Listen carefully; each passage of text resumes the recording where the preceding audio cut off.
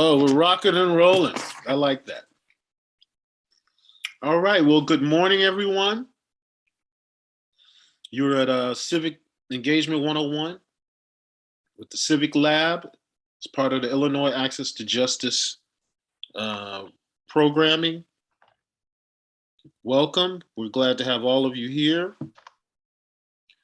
Again, the music that we had was Woman Like Me by Adele, suggested by Idita Pino of the Hannah Center. So thank you for that. This is a very mellow tune. Got to start it off in a mellow mood. We're going to have some very critical charts in this. So we'll have a PDF document in the charts, in the chat of our charts so that you can have that you can download it or print it out. And again, welcome everyone.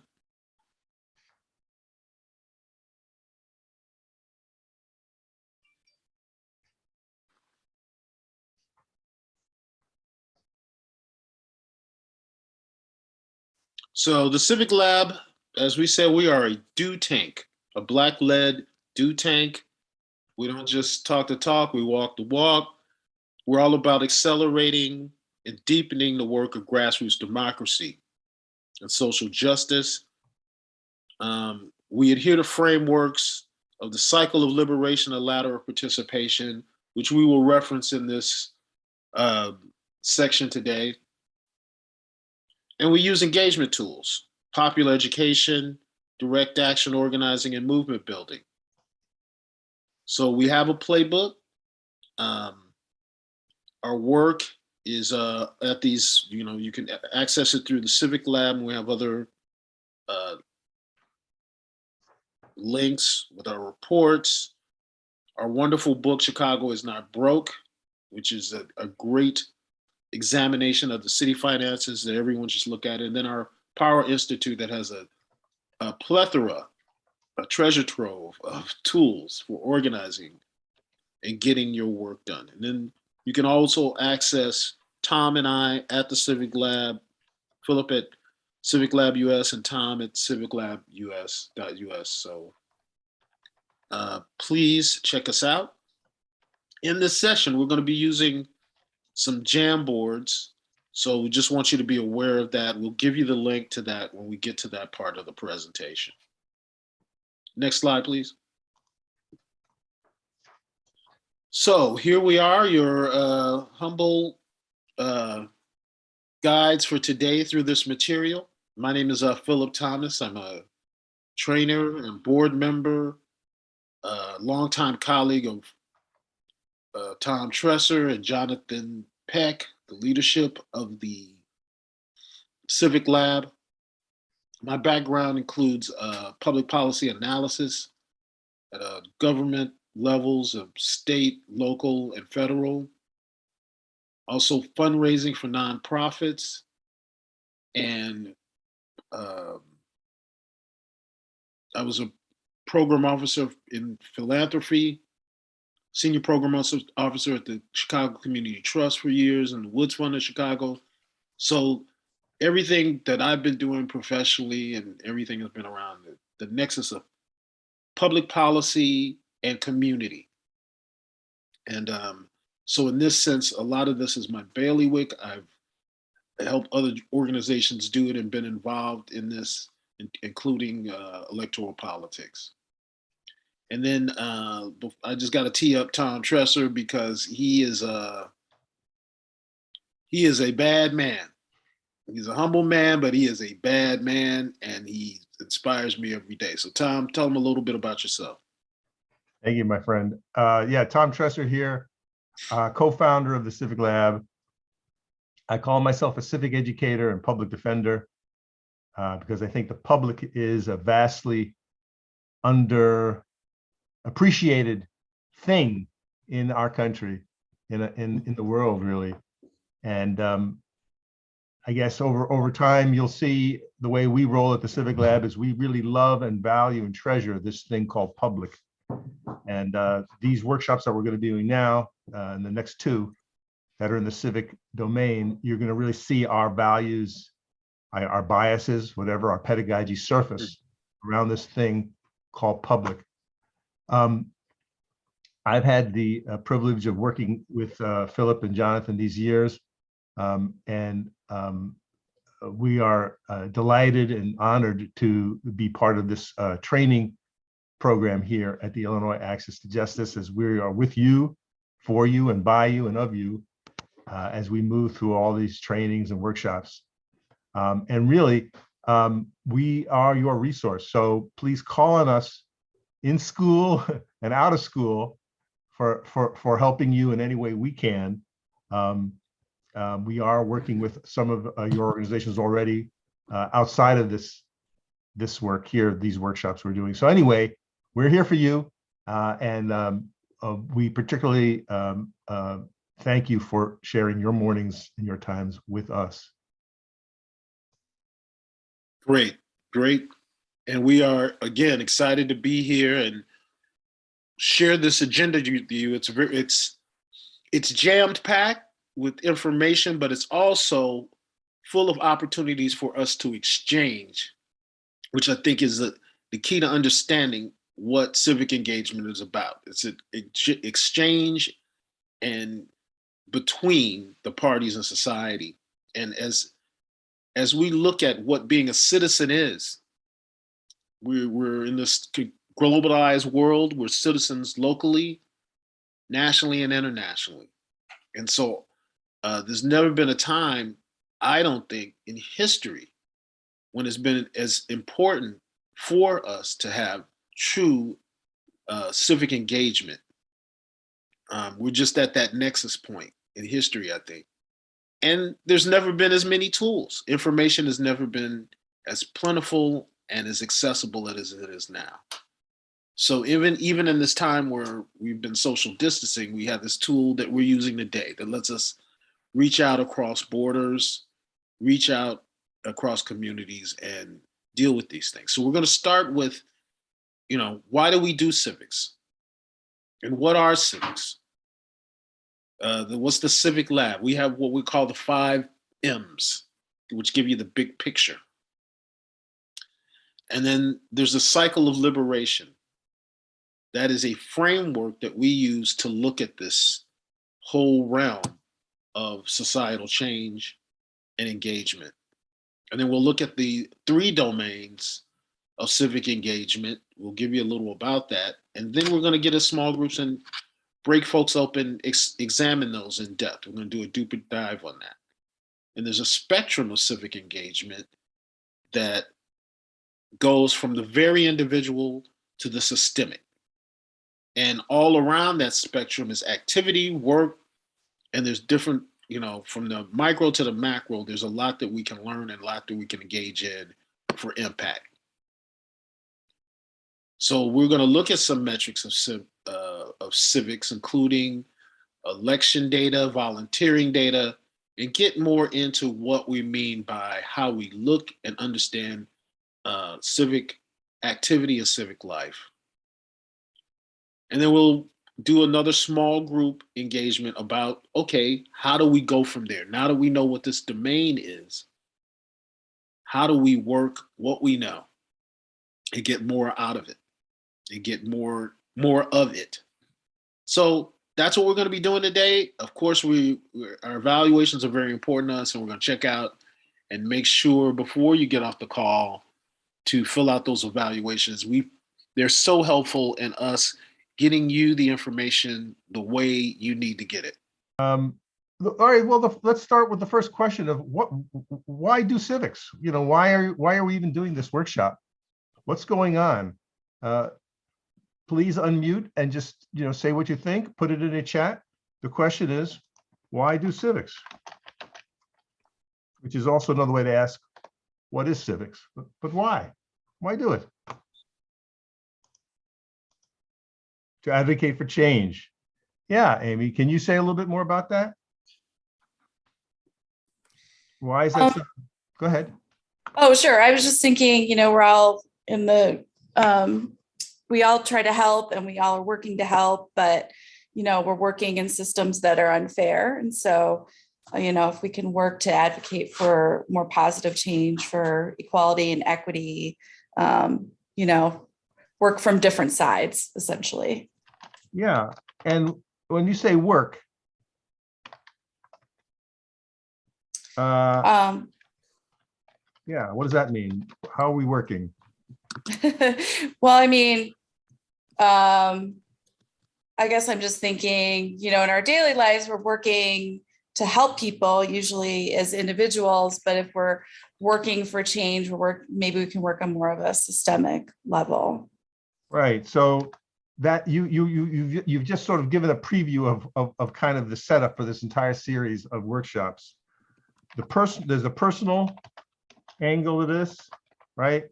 Which you just mentioned, plus an organizational level, plus a systems level. So we're talking today mostly about what you can do as a person, as a human being, as an actor in your personal life, as well as your role in your organization. The next workshop that's coming up will deal more with the organization and the capacities of your organizations. And then the third workshop, we're talking about systems. We're talking about the whole lot of you, the whole group of justice organizations in the coalition and beyond, not just in Illinois, but across the countries, to talk about movements. So yeah, other people want to chime in. What's this civic stuff all about? Why do we do it? What's it about?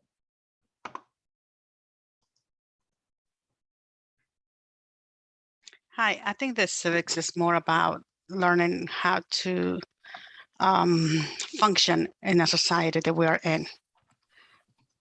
Yeah. That's how I understand civics for me, that we need to know. Yeah. When you say function, tell me more. Behave.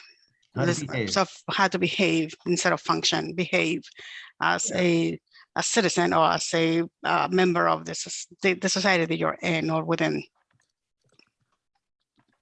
So what you're saying here is it's just not me. We're in this together. There's a sense of what I'm hearing. Right, because there's guidelines, and I think there's guidelines for everything. You have a guidelines how to behave, how to function in the society that you're in. So you have to be part of that. Other than that, you have to go and live in the mountains where there's no civics, Got it. Anything else anyone wants to add? What is this civic engagement stuff? What is that all about?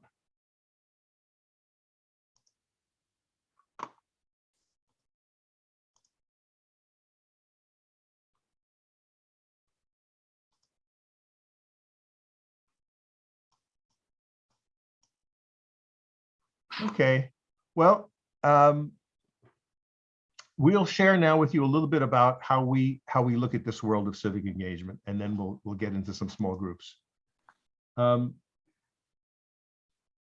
We have what we call the sort of a unified field theory of change, trying to connect the dots between some of these concepts we've been sharing with you since we've been together.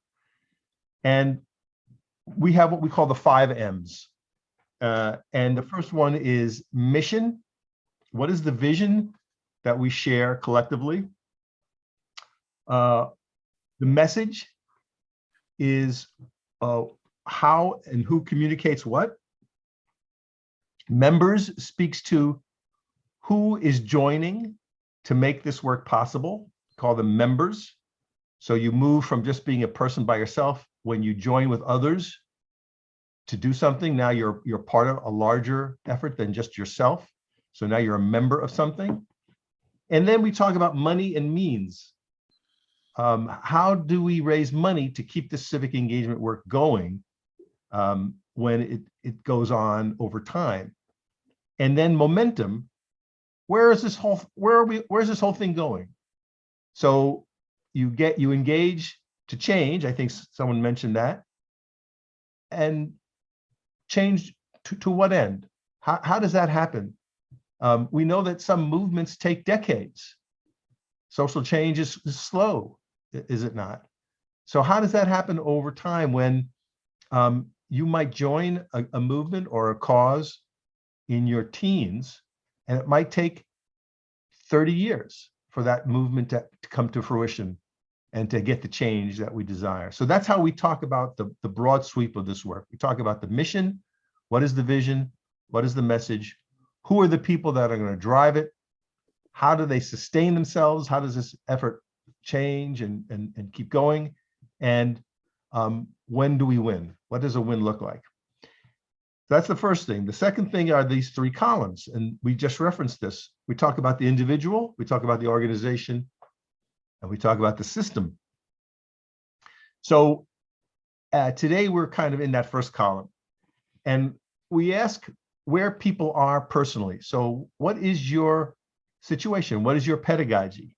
Where are you on the cycles of liberation? And we'll talk about that in a minute. And then what are your own skills and abilities? A lot of our workshops talk about these skills and abilities. Can you make a budget? Can you write a document? Can you draft a program development sheet? Can you monitor? Can you evaluate? Can you put a spreadsheet together for your budget? All these things we've discussed in our previous workshops. And the same thing goes for civic engagement. So we'll talk about that. Then the second column, which is we're going to deal more with our next workshop next week, is what is your organizational capacity for this work?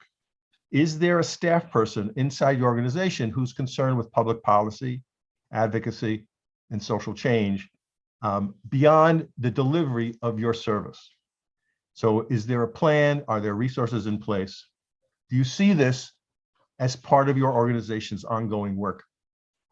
So the word civic engagement or social change may not be anywhere in your mission statement, but are you still playing in this space? Does your organization see itself as a player? And then in the third workshop that we're going to do in a couple of weeks, we're going to talk about the movement. How do we connect across space and time?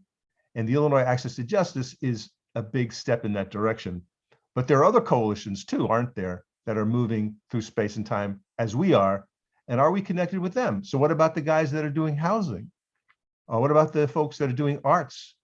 What about the guys that are doing healthcare or human rights and so forth? Are we in relationship with them? And are we all moving in the same direction? So that's what we talk about, the system. I mentioned the cycle of liberation. Some of you on this workshop have taken one of our workshops that we did talk about this. But the Civic Lab does follow the cycle of liberation as set up by the sociologist Bobby Harrow. And it's a useful thing to think about. And these diagrams, by the way, are in the PDF that's in the chat. So you can download that and print it out and have some of these diagrams. I know they're a little hard to see on these screens. But basically, you start at the top and you sort of go around the circle. And it talks about like getting ready. That's like one of the first things, like before you engage in social justice work or social change work or civic engagement work, the question is, where are you at? How are you doing? Take a moment to do your own self-checking and sort of steady yourself and calm yourself and know that you're going to be entering to this cycle, and it's a space of openness, introspection, questioning, and learning. And so that's kind of that first thing. That's that first circle where you see getting ready. And so you could say, well, I'm ready. I have a good analysis of my own privilege. I have a good analysis of my place in the community. I know my history, my personal history, and I'm ready to move on to the next one where it says reaching out. And then you can just work around the circle and see these different stages that we follow when we engage in this public work. We're moving from beyond our own concerns, and we're connecting with others, and then moving towards analysis and then organizing, planning, transformation, and you can see how the circle works. And in the center, you'll notice some very important words: self-care, self-esteem, balance, joy, support, security, and your spiritual base. So as Phil mentioned at the top, you have to take care of yourself and your loved ones and your home base. Make sure you're good, solid, strong, steady, and well, before we can presume to minister to others or to teach others or to guide others or to coach others. It's really, a lot of times the Civic Lab looks at itself as a coach in this work. So we're always looking at ourselves, as well as others. And I think that in the world of psychology and care and ministry, those that do that ministry work or the psychology work or casework often are expected to have a caseworker on themselves, or to have a psychologist or someone to counsel themselves, even though they themselves are counselors. So that's the point of what we're trying to say here, is we help each other to do this work as we move around the cycle of liberation. So the Civic Lab has a particular way of talking about civic engagement that we would like to share with you now. And we look at 3 buckets of work. So we say the first thing is, what is your civic heart? What is your civic disposition? What is your mindset? What does that mindset need to be in order to do this work? The second question we ask is, what stuff should you know?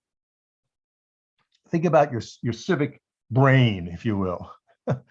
What kinds of things should you know? Not just facts, but other things as well. And then the third domain here is, what is your civic muscle? What kinds of things should you know how to do or be able to do? And we're going to break you up into 3 groups right now, into groups of small groups. And so we might have, I think, 2 groups per bucket. What we're going to do is, I think they are, looks like around 18 people in the workshop right now. So Philip is going to put you into small groups,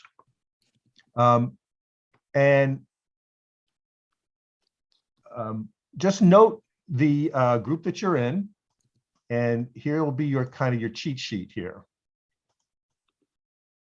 And we're going to use the Jamboards. I'm putting that in the chat right now.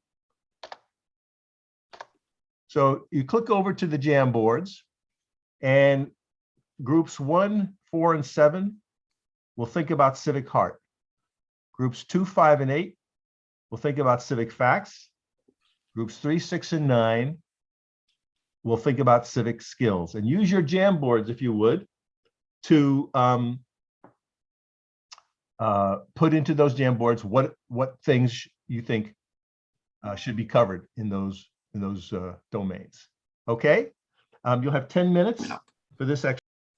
Anybody, what kind of heart or disposition do we need to engage in this work?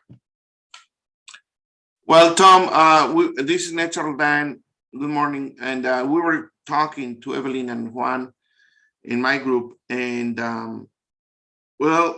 Evelyn and we all agree that it's a very emotional work.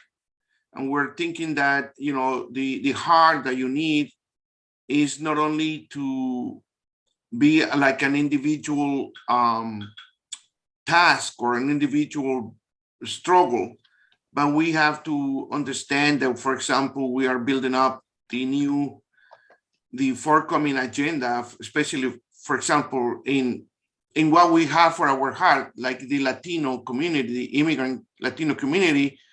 We must have the heart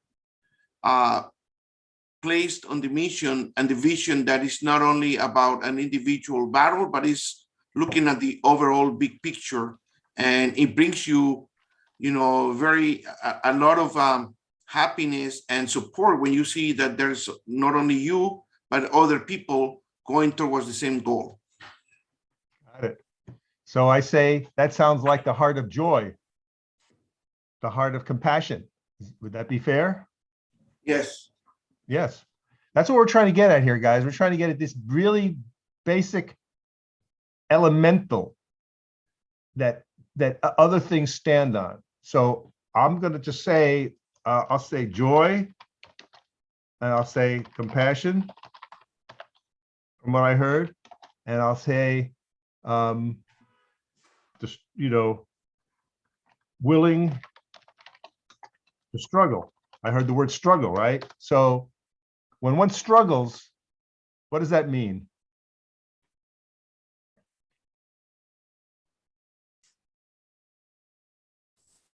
You're doing a struggle. You're engaged in a struggle. Is that fun? No, and it is difficult to acquire or to get things done when you struggle. You lose patience, you lose focus, you're disengaged. Yes. And yet, difficult work, but yet you do it anyway, right? Right, Why? because it's important. You look at the community, you know it's important and it has to get done. So you take on a struggle, which is not easy to do, hard, right? And you do it anyway. That means you have a spirit of what? Come on, it's okay. We give ourselves a little love here. You are a generous person, aren't you? Come on. You're helping people you don't know, right? They may be like you, they may be unlike you. You're taking on a struggle to help people, to help your community. Would you say that is a generous act? Yes. It All right. is, but you don't think as a generous job, you think as your job. All right, but I'm asking you, we're Yeah. trying to peel away the onion here to get to some basics. We are Yes. saying to you that before you can enter into any of this, you have to have a spirit of generosity and compassion, which means you care about people you don't know. Well, it's not only that, it's not generosity, it's consciousness. Okay. Okay, it is leadership. I mean, we always talk about among our peers, and if it is not us, then who? If it is not now, then when? So we understand, and I think is an understanding of the situation, and also the consciousness that we must, as you have said before, make the change. We cannot. I mean, in every aspect. It's not only, we're taking at the micro environment in our organization to end up in the macro environment in our community, but also in the international micro environment. I mean, we must understand, like these politicians do not understand that this new generation do not need wars, for example. They don't want to fight, and it's not the same generation as they had 30 years ago, even the earliest. But I think it's consciousness, Tom. Okay. We may be coming at it from a slightly different point of view. When you say consciousness and I say generosity, I think we're talking about two sides of a same coin of what we're trying to understand is the civic heart. And the point is, can I force you to be conscious? Can I force you to be generous? Just like you said, it comes No. from the heart. That's right. Can I No. force you to do these things? No. No. So Conviction. I'm sorry, Phil, you're muted, Phil. I think that the work we're doing, we have to be we have to be clear that there have to be the respect. They find the ways to help the people, because sometimes we have to put the people first than us because they are in more need than us. Compassion is one of the words we can use, but we can use to like the respect.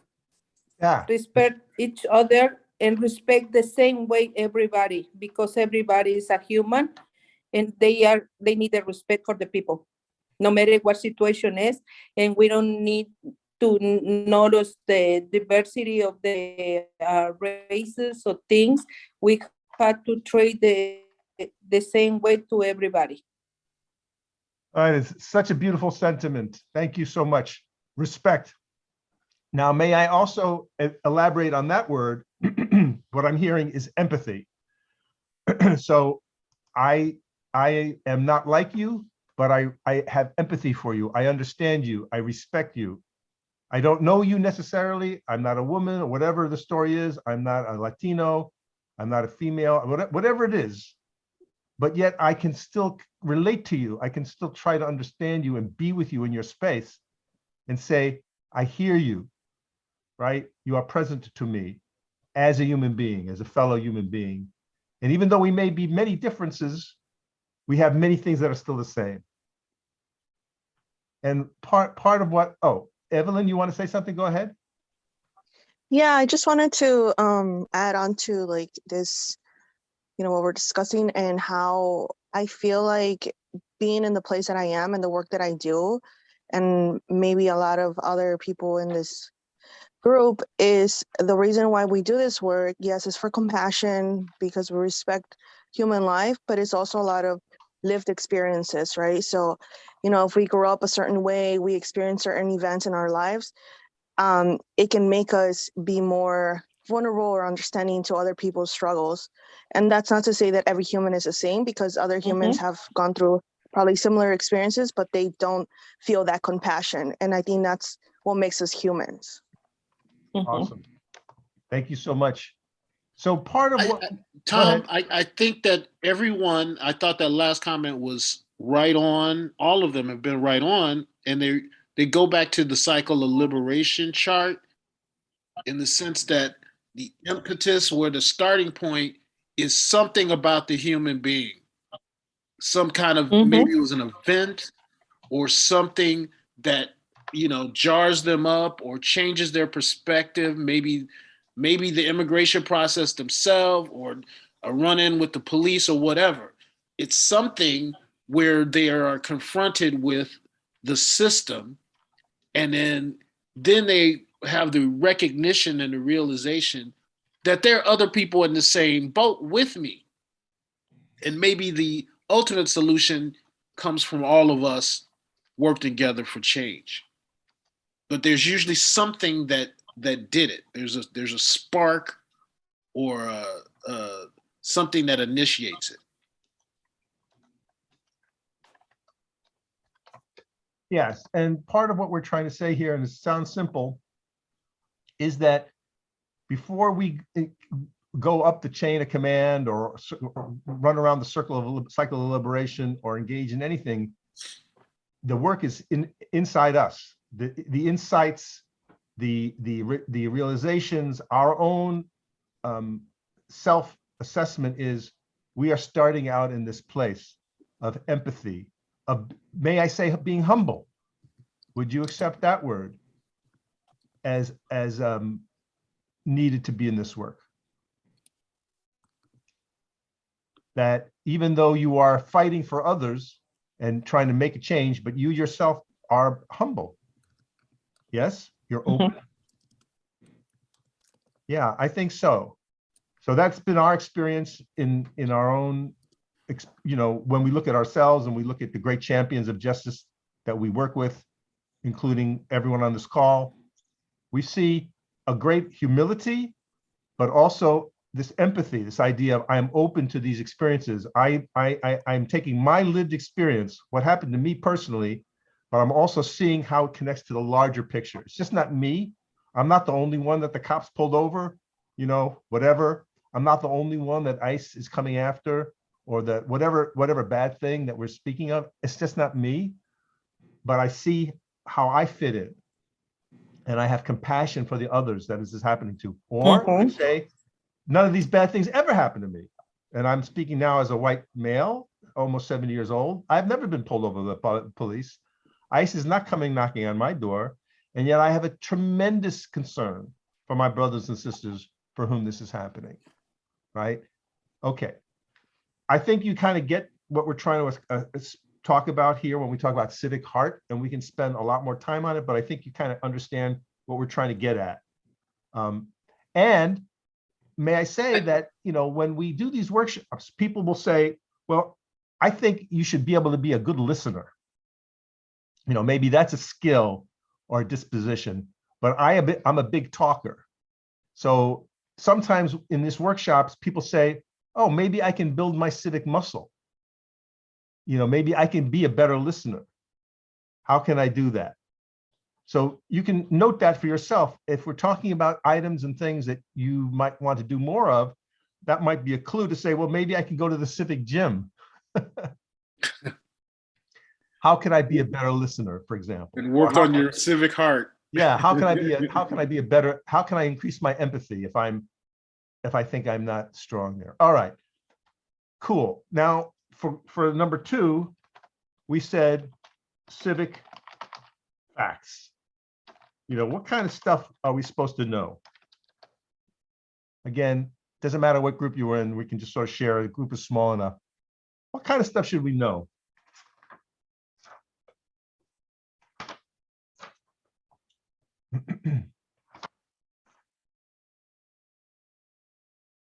Well, what about the law? Yes, I'd like somebody from the group that I put in it. I think they were really good on this.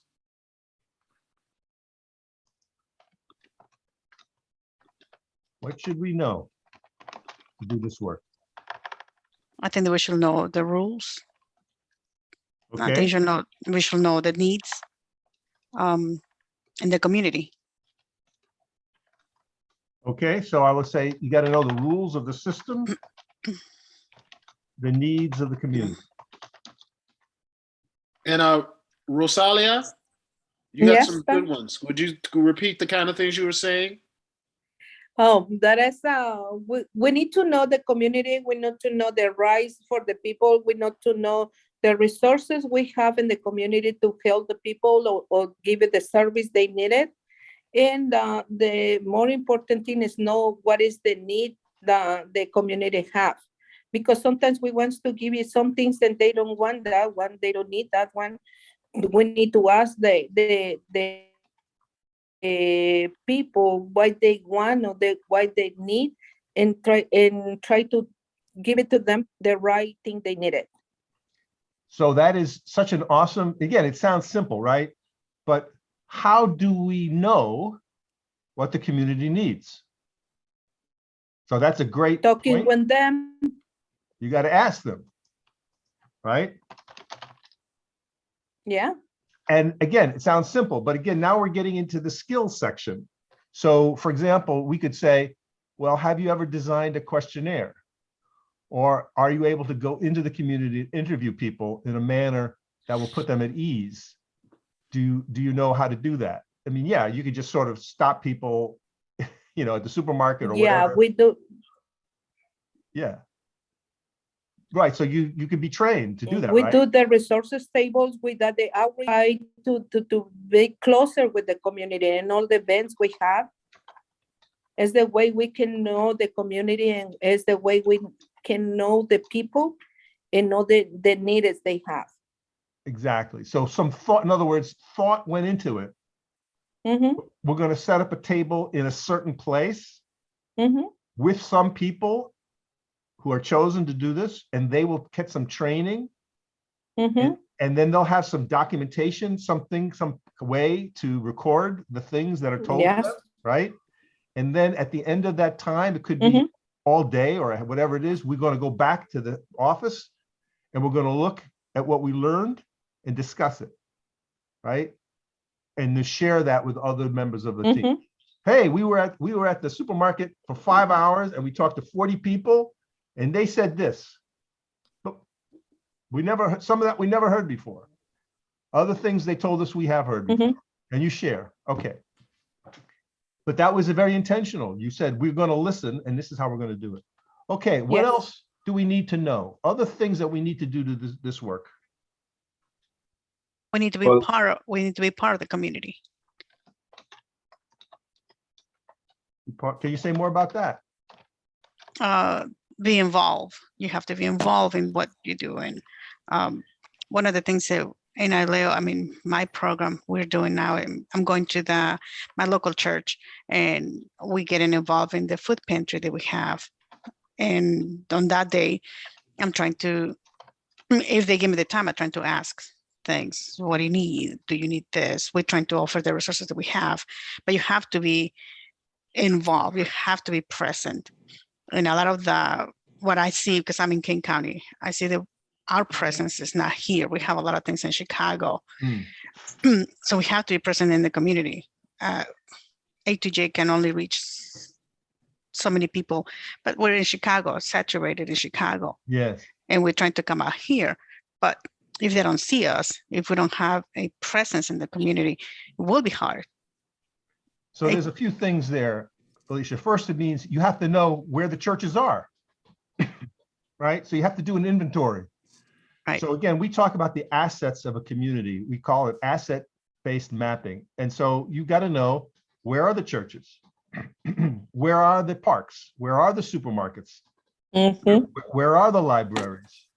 Right? Are they, where are the school? Obviously, where are the schools? Where, is there a certain church maybe that has a chess club or whatever, and all the people like to go and play chess or whatever, or there's a chorus over here that's very popular. And so if you went there on a Saturday morning or something, you'd see a lot of families playing sports or bringing their children to a soccer match or whatever, right? These are the things that you have to know in order to show up.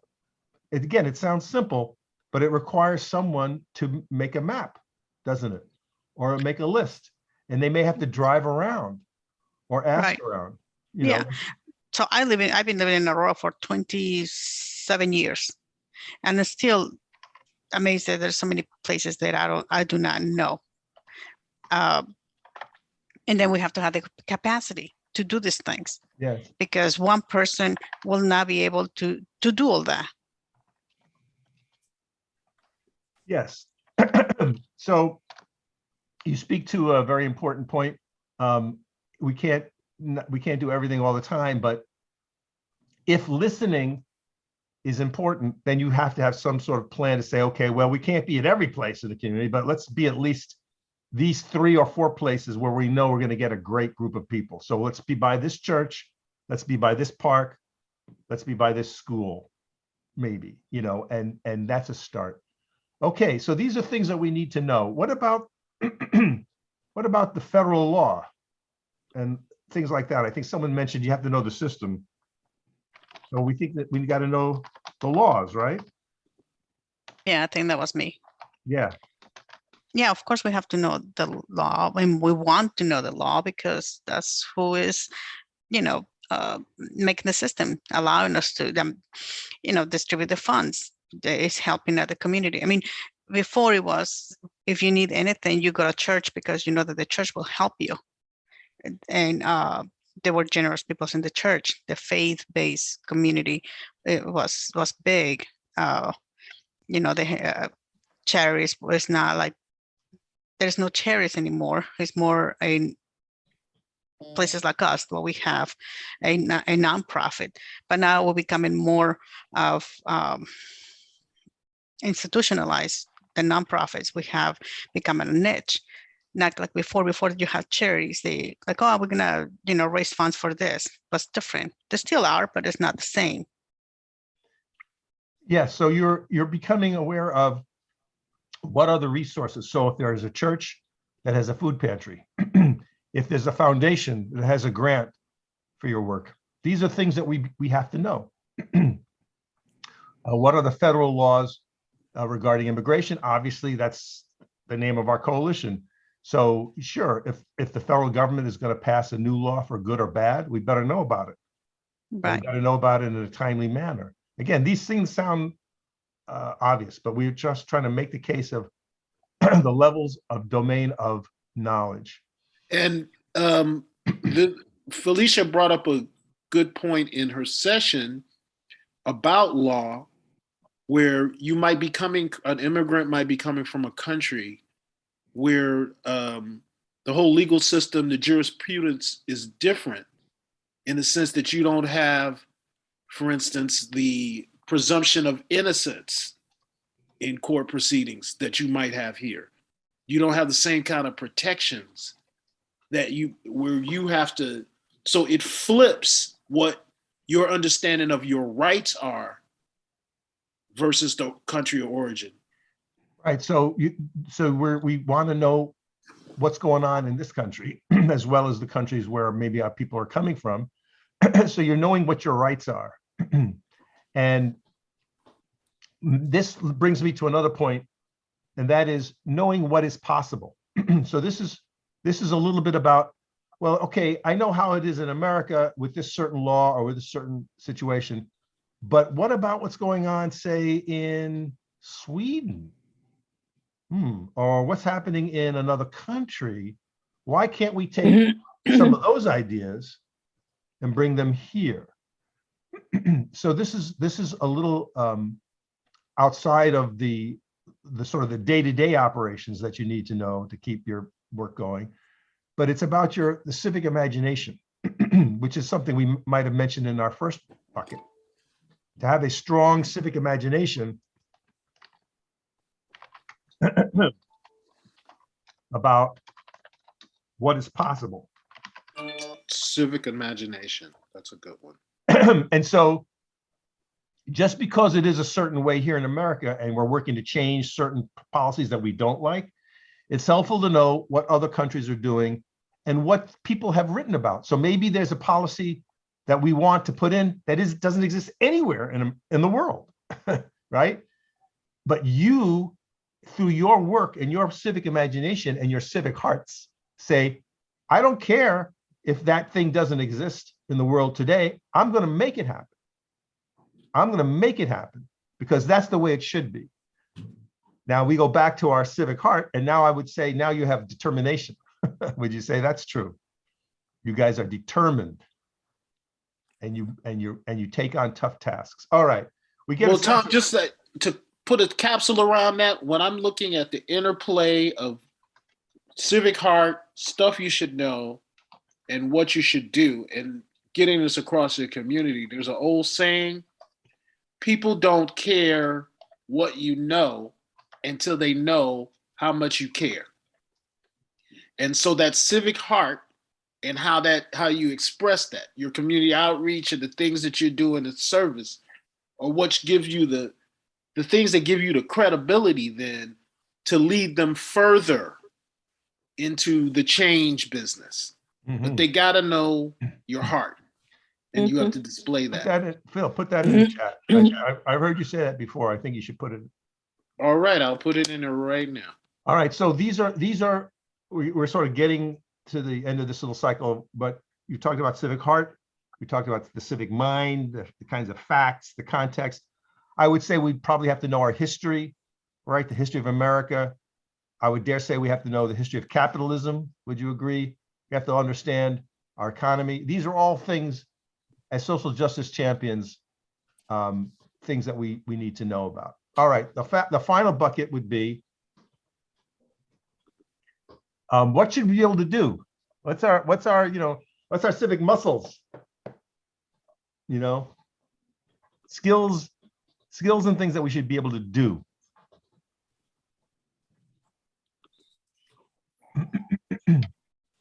Well, I think one of the things that you should do regarding, what stuff should you know and what should you do? I think one of the things just to add to what you should know is, if you're working on, an issue where legislation has to be passed, you have to know what the issue is, and you also have to know what the opposition thinks, or what they have in the bucket as well before you go and debate an issue. Be prepared for that. That's one of the things. And you also, if it's legislation, you have to know how the system works. What do you have to do? What strings you have to do, and putting it all together with what they were saying. Using all those resources, your churches, that outreach, in any places. Putting it all together so that you can actually, or your issue has a bigger chance of getting approved?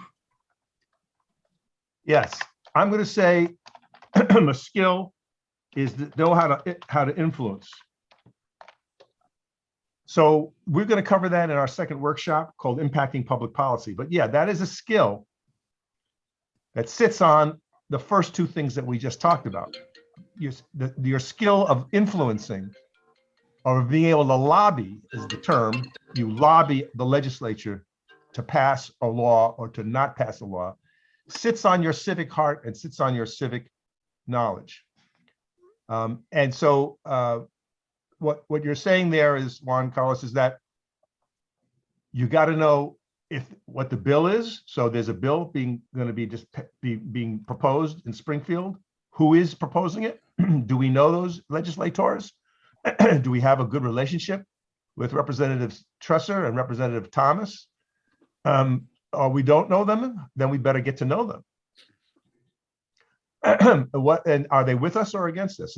So Juan Carlos was saying a couple of things there. What are your friends, your allies doing, and what are your opponents doing? And he said, be prepared. So we're going to talk about that in our second session. How does one prepare to be effective in lobbying and making your collective voices listened to, so that when you say something, they will listen to you and pass the law that you want them to pass and not the law that you don't want them to pass. So that is a skill for sure. And some of you may have already done this, and we'll talk about that more in our next workshop. But what other skills do you think? Someone put cooperation in there. Can you say what you mean by that? Sure. Just so you know, have to know how to cooperate with others as a group to work towards your common goal. Yeah. Again, it sounds simple, but again, a skill you get through practice and through coaching. So if you've ever led a team, or you're an executive and you're responsible for people, in your organization, these are skills. How do I make myself a good leader, a good team leader, right? How do I be a good team member? So I'm not the leader of this team, but I want to be a great member of this team. How do I do that? Okay. These are things. One of the things I think is important is to, like we say before, we need to know the community.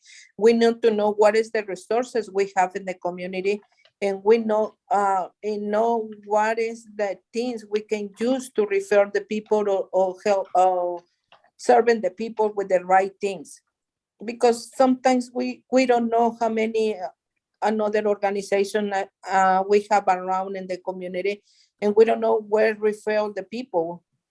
But Right. if you be involved with that one of the tools you can use very well is know your community, know your organization, know what is the service they provided, and get a list with the right things to refill the members of the community when they need some help.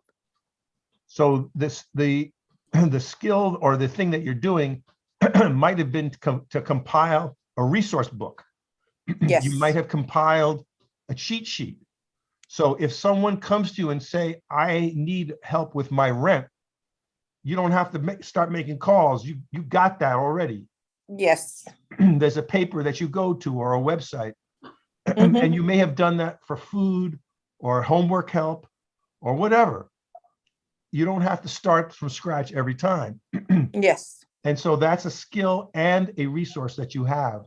So Yeah. I might have a little directory, of these services, and it has to be updated, because what if someone leaves or they close their doors? You don't want to send someone to an organization and they're not there anymore. So you keep it fresh. Okay, Yes. so we see that the skills and the experiences that we need to have are many, and that we can learn them from our colleagues. We can learn them in workshops like this. We learn by doing. But so those are what we mean by the civic heart, the civic mind, and the civic muscles. So that's pretty much what we wanted to say about those before we move on. Does anybody have any comments or thoughts?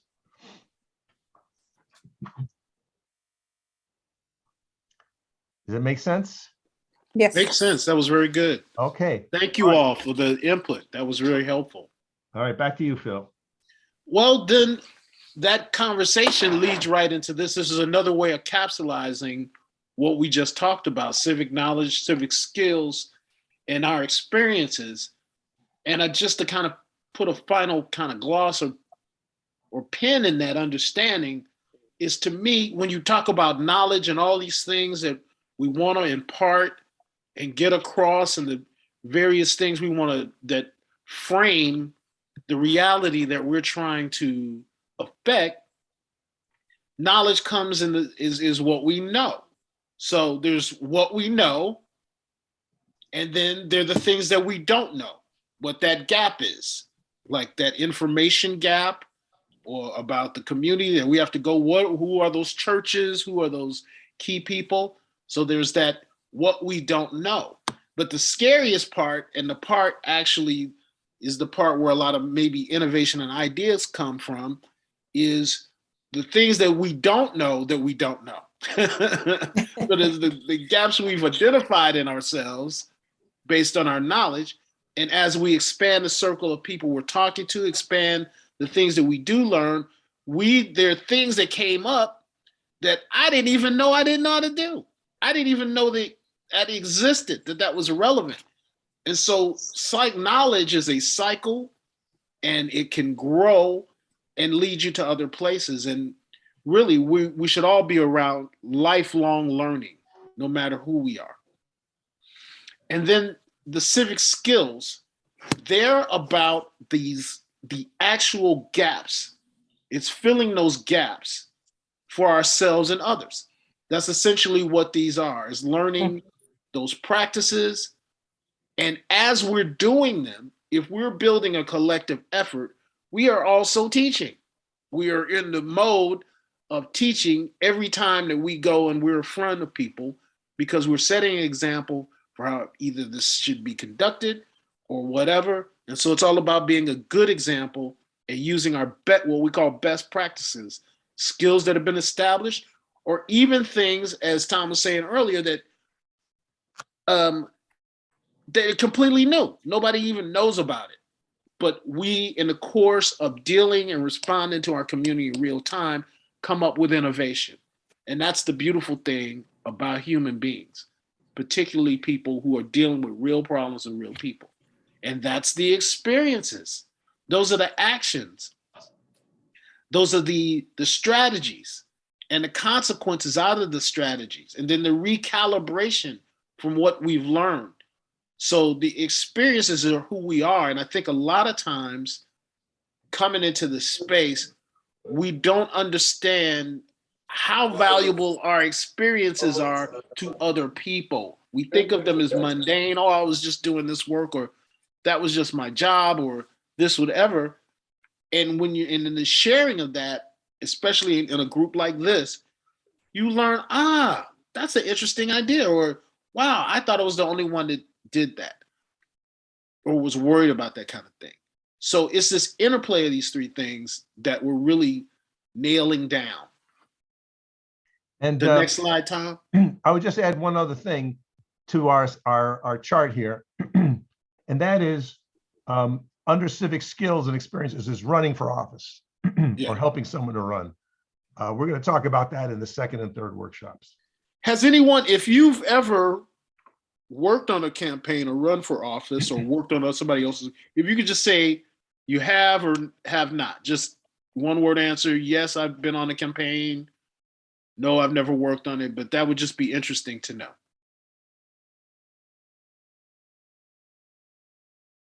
So next slide, Tom. And again, you have a PDF with these in there. So what does civic engagement look like at a system level? Now, to me, when I look at this is, as a person formerly of a foundation, this is very foundation-like. where it tries to map out a mega picture so that you can like a foundation or a funder can understand where to deploy resources. And so what you will see is the more local that as you see this chart, it goes from system to individual at that top axis, and then from national to local.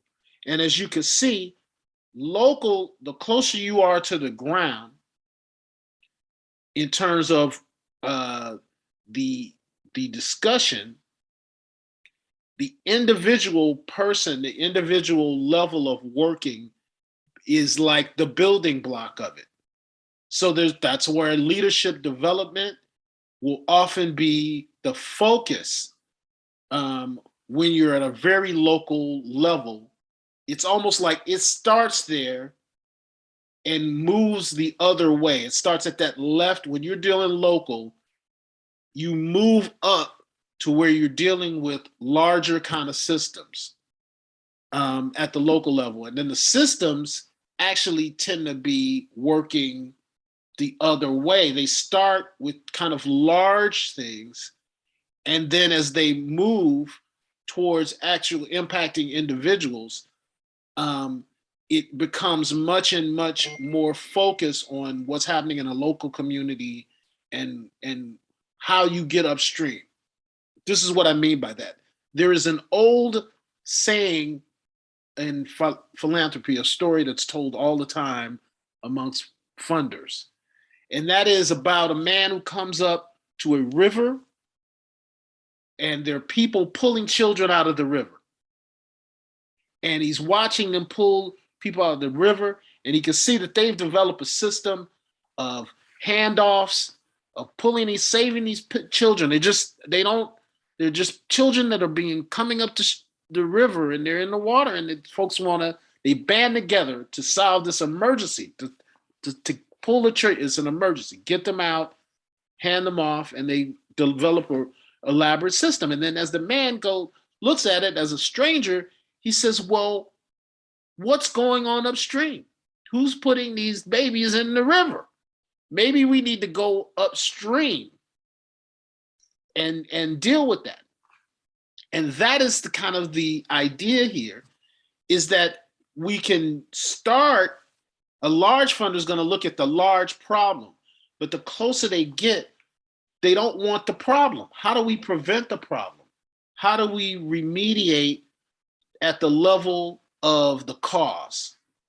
And oftentimes we're looking at the effects without looking at the cause. And so it's the focus level determines who you're dealing with. Are you dealing with this big system or individuals? Is this local or national? And you'll see that there's actually kind of a interrelated relationship with all of that. But the old saying is that all politics are local.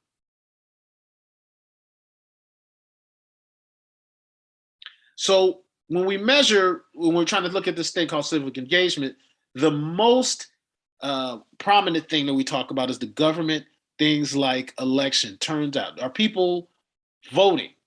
Now, in the last presidential race, US presidential race, Biden and Trump, you can see that there was a great jump. There was a big percentage jump. Well, why do you think there was a big percentage jump in the last presidential race? Anybody? There's no wrong and wrong answer. Why do you think more people voted that had been voting in the previous elections last time?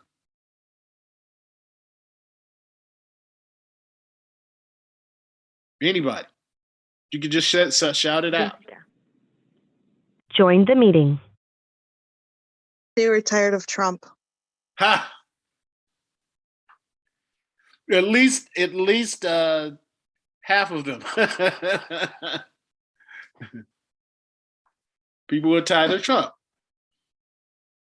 That he was a polarizing figure, which brought more interest. And then what was going on in the country? Pandemic. It was the beginning. It was just the beginning. There was a lot of fear. And there was a lot of dissatisfaction in the way that Trump particularly had handled that and thought about that. So there's fear, there's anger. Emotions had been stirred. Yes. So I think everybody understands that. So that was a big jump. And that was a major kind of thing. Now, what's interesting then is that even in a time of crisis where there's anger and polarization, our US, the voting rate was only 66%.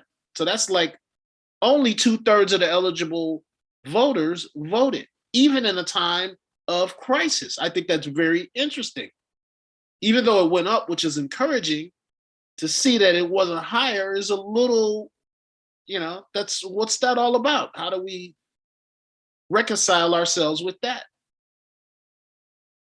Is that apathy? Is that, kind of people don't think it matters?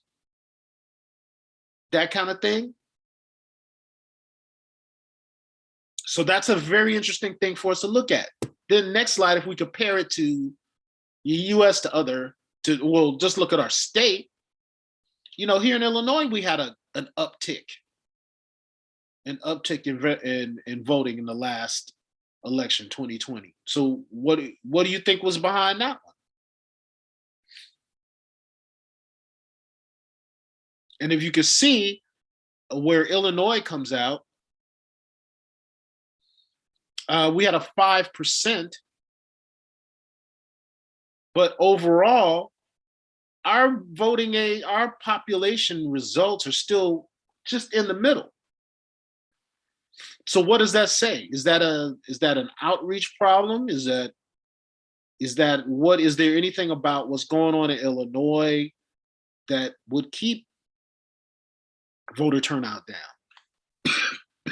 Excuse me. Is this the influence of Chicago?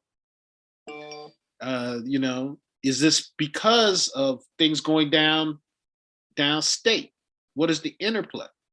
And what can we do about that? Because it's, with everything going on, you want higher voter participation.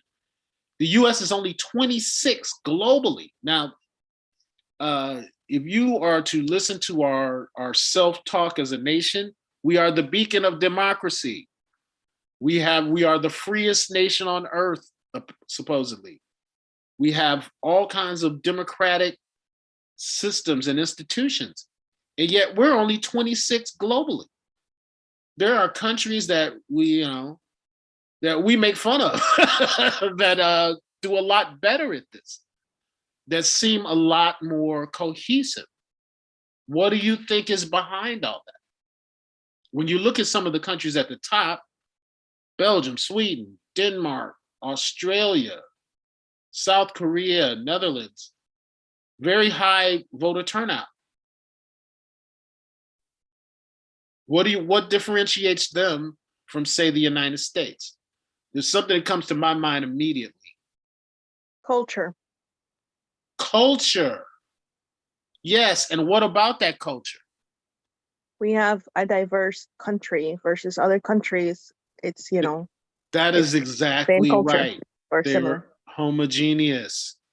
I think that has a lot to do with that. That is a great, great example. So it seems that then, given that we in the United States have a bigger job to do in making this happen and bringing that up. Next slide. Another way to look at civic behavior is volunteerism. Chicago has a volunteer rate of 16%. That's 41st among US cities. I think that's deplorable. I think it has a lot to do, again, with what we just talked about. We are a very diverse city. We're a very segregated city. And I think that discourages volunteerism on a broad scale. That's what I would theorize about that. And if you all could just think about, how do we get more volunteers? Civic behavior and volunteerism are very much intertwined. How do we move people along that individual line? Next slide, sir.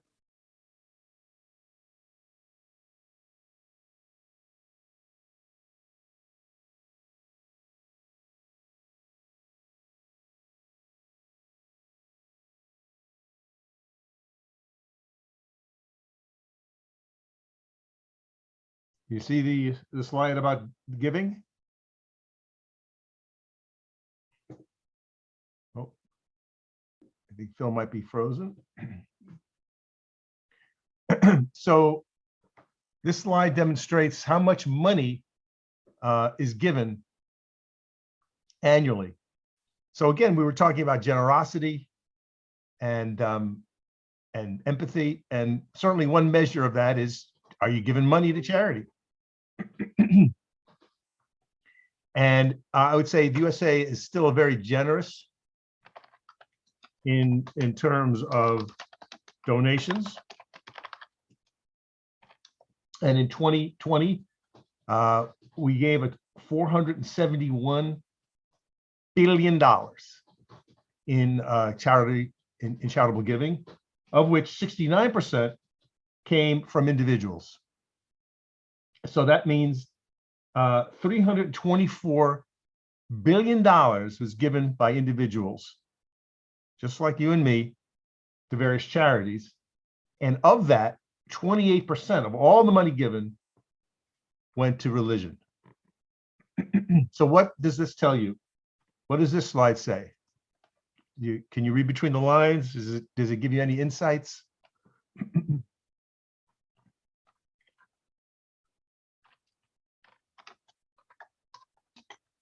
Did you know this before?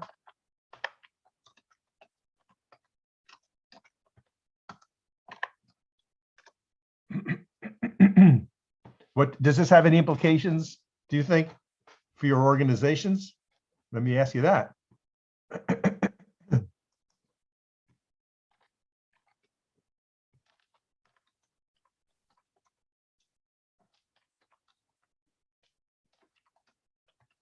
Yeah, go ahead.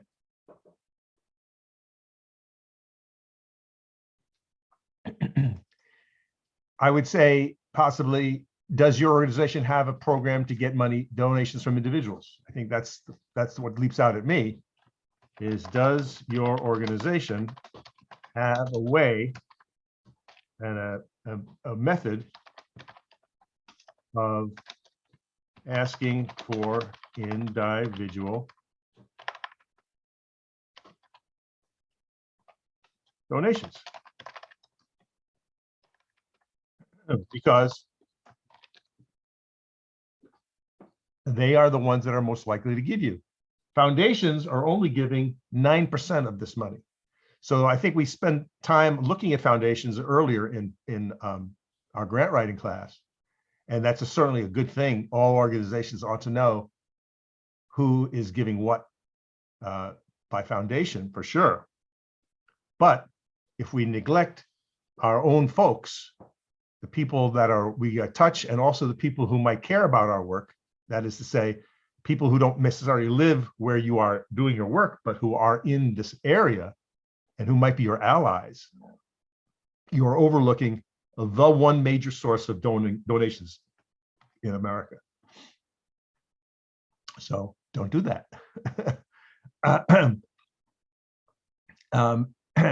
Do your groups ask for money from individuals? Do your groups have a way or individual donation campaigns?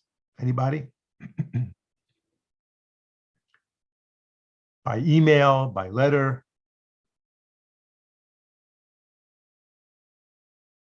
And I hope that you do. Civic Lab does ask for money occasionally. It's not a major source for us. But it is a source. And I would say also, allowing people to donate to you is allowing people to help with your mission. So even if people don't have a lot of money, you should still give them the opportunities to support you, even with a modest contribution, because it's a way for people to be generous to you. It's a way for people to be part of the work. It's a way for people to align, both in terms of maybe a small donation and volunteering. Okay, so that's part of our civics, of course, getting people to volunteer, getting people to donate. All right, well, now we're going to go into small groups, and we're going to ask you to basically think of this question. How is you as an individual, can we increase civic engagement in your organization and community? That's the question. And I think we'll just put you into 3 groups of a small group, and we'll give you 10 minutes. And here we go. And that will be the question. And we'll put that into chat in the chat again. And we have a Jamboard for you for this as well. So here's the prompt. Here we go. So that's the Jamboard here, if you can see that link. And let us put you into the groups now. Okay, welcome back. So what great ideas did you come up with for increasing civic engagement in your organization or your communities? What's on the table?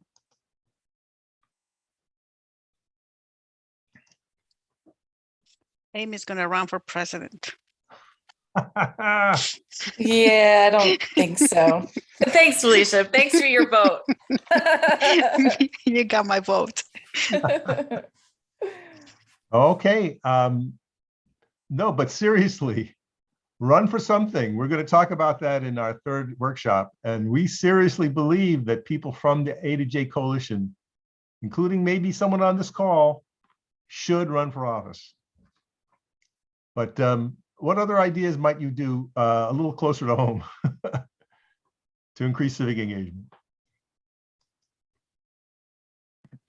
So in a group, we're saying that perhaps one of the things that we can do is have community members, knocking on doors. Like if there's an issue, either informing them about what the issue at stake, or just asking them, what are the issues that are important to them that they perhaps might be looking for change, or what is not at the table that they would like to bring to the table, so things like that, going out in the community, giving out flyers, getting involved in government, like you said, running for office, even if it's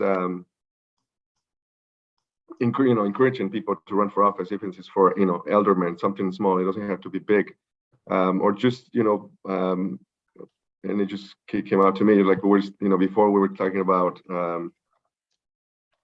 when we do outreach, doing outreach out there in the community, outside supermarkets, stores, laundromats, and informing them about the issues that are important to the community, or if something has to, a legislation has to be passed, trying to persuade the people there too.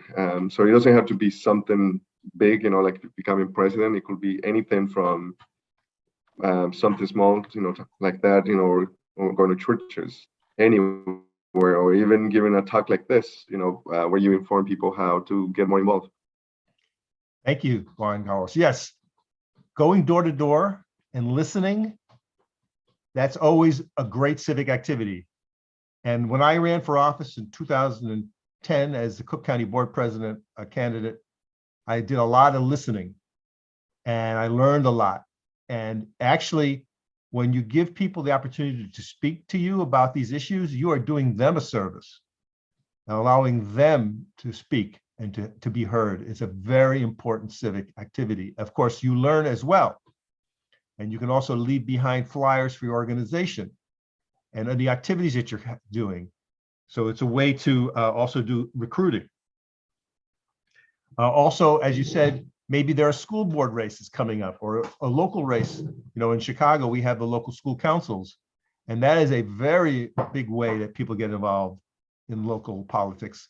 And you might do the same in other parts of the state when there's a local school board race coming up. You might want to have candidate forums. So you might invite candidates from these different races to come to your space or to another space in the community that you're in a relationship with and ask these candidates questions. So I'll put that in the chat. Candidate forums are also powerful. And what about voter registration drives? Those are also something. And you can think of other things. Any other ideas that came to mind of that were discussed?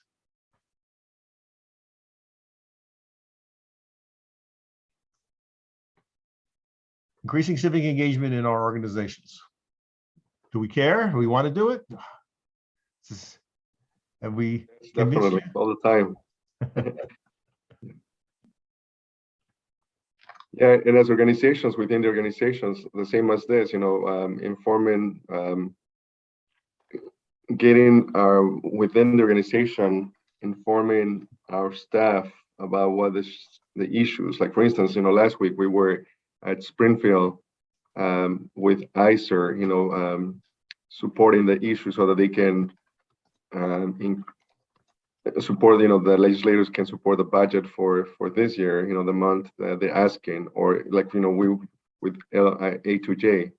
So before I didn't know anything about that, that we could do that as an organization, but now that I've been here a few months, so now I see the importance of doing that as, the organization, and, we try to inform our staff, to do that as well, write a letter to their legislators, or, the people who come in through our doors, also encourage them to call their legislators, and so that they can support what's going on.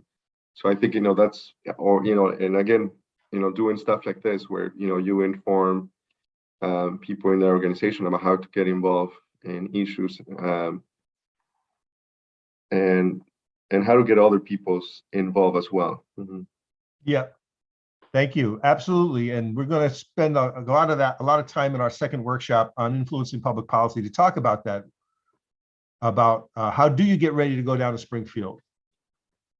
How does that work? What happens? How do you make that a successful operation?